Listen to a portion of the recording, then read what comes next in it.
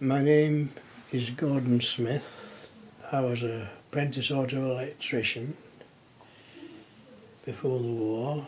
I was with the boss's son, and we joined the territorials, so we went to do conscription. But on 25th of August 1939, the territorials were called up. I went to train for a radar technician, which was radar on the gun, ACAC guns, and 120 of us were attached to the 6th Heavy ACAC Regiment.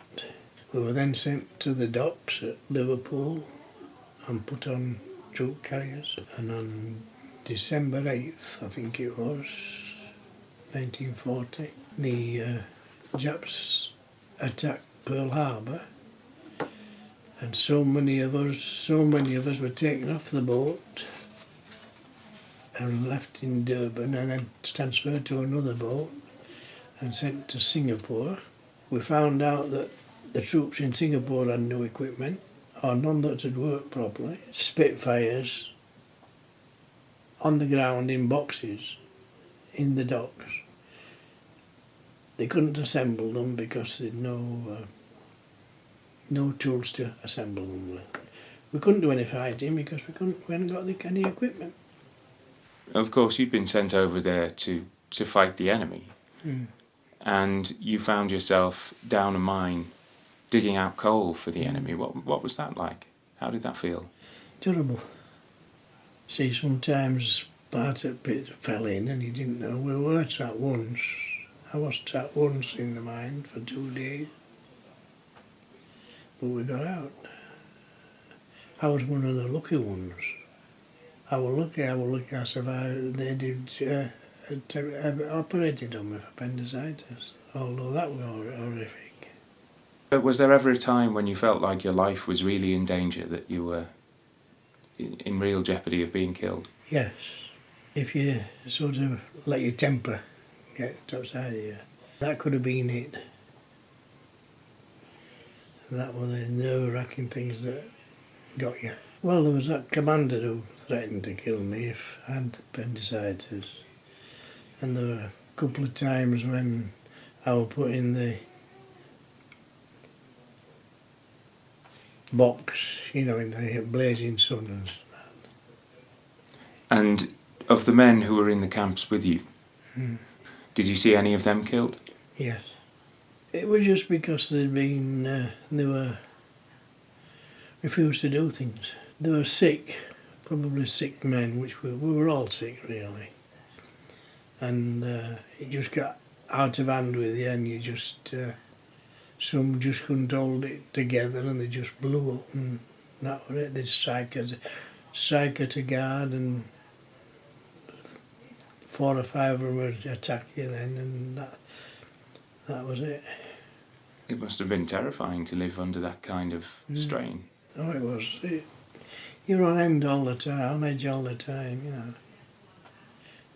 Because you couldn't talk right a great deal. You could talk a bit in there, you couldn't talk, you couldn't get out of the huts much. You were sort of bound up all the time. You were a prisoner, a proper prisoner. I mean, you were a slave as well. When you used to do all that work and get very little for it, didn't get anything for it, and no food or anything. You were just like slaves. But it was the way they lived at that particular time. It was where the army they were brought up on a strict regime, and they took the strict regime. If they got beat up, they'd go have a go at you. But it was worse than that, because they were armed and you weren't, and you didn't strike back, where today you have a go at them. You got it whether you did anything right or wrong, so. But I didn't get the beatings that some people got. I mean, some got beat to death. Well, they died within a few days, And how was it that you were liberated? Who was it who came for you? It was the Americans. You were put on a train and taken down, and then there were British and American officers there. You saw doctors and nurses and that. You had a good bath. They bathed you and showered you and everything, examined you. And then we came across and finished up in San Francisco. But that were good. They looked after us quite well. We just felt that they were wanting to get home, you know. Because when we got back into England, we were told we got us papers, but we couldn't make our own way to home. We got to wait and be told what train to get on. If you got to London, you'd be sent back. We'd be arrested by the red caps. I said, come on, let's go. There's a train such and such a time. I've been making enquiries. Get on the train and go up to London. We got to London and there were some red caps there, and I went to them. I showed them my papers. I said, that was my prisoner of war. That was my release paper. It's like, I said, we're Far East prisoners of war. We've come from Southampton and we shouldn't have done. So we've got us tickets.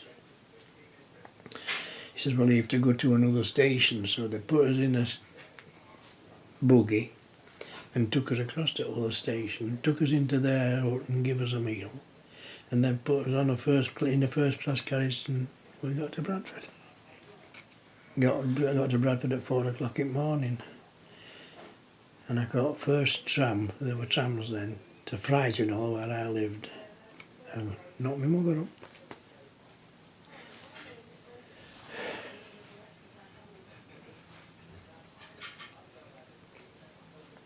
Everything that you'd suffered and all of the suffering that you'd seen, had it all been worth it?